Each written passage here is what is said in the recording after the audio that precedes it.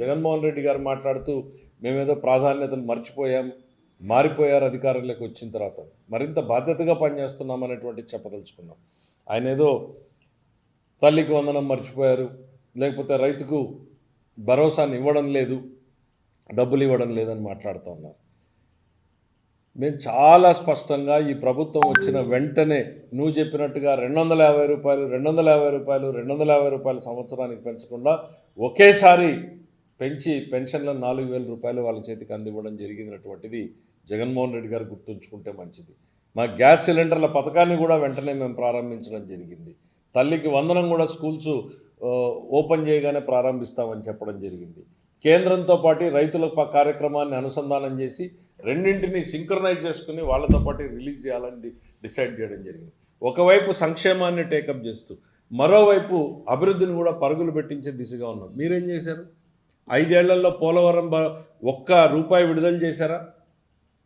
5% అయినా మీరు పోలవరంలో పనిచేశారా? మేము వచ్చినటువంటి 5 నెలల్లోనే పోలవరాన్ని ఏ దశకు తీసుకెళ్ళాం?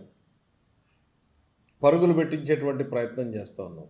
ఎస్, మీ ఏడుపులు పెడబొబ్బులు మేము అర్థం చేసుకోగలం.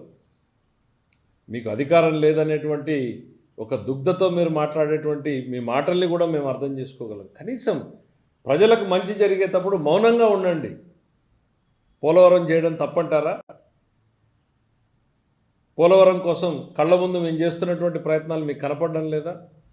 మీరేదో తల్లికి వందనం అని మాట్లాడుతున్నారు.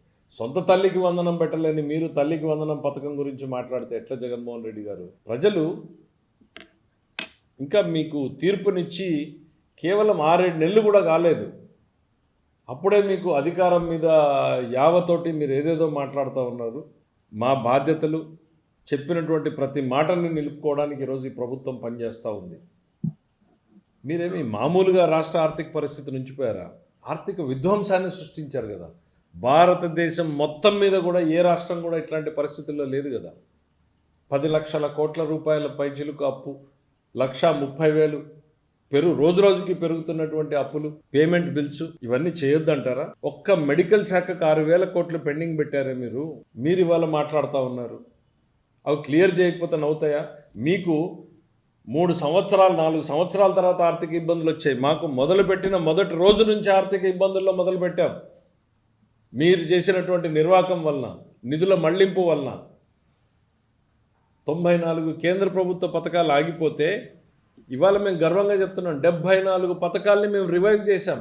40 పైసలు మేము పెడితే కేంద్రం 60 పైసలు ఇచ్చేటువంటి పథకాలు ఉంటే కూడా మీరు ఆపేశారు. ఆ 60 పైసల్ని కూడా వాడేశారు. ఇవాళ మేము ఆ 60 పైసల్ని ఇన్వెస్ట్ చేసాం, మా 40 పైసల్ని పెట్టామంటే రూపాయికి రూపాయి మేము పెట్టి ఆ స్కీముల్ని అన్నింటినీ కూడా పునరుద్ధరించాం. సో దట్ రేపటి నుంచి అన్నా రొటేషన్ నడుస్తుంది అని.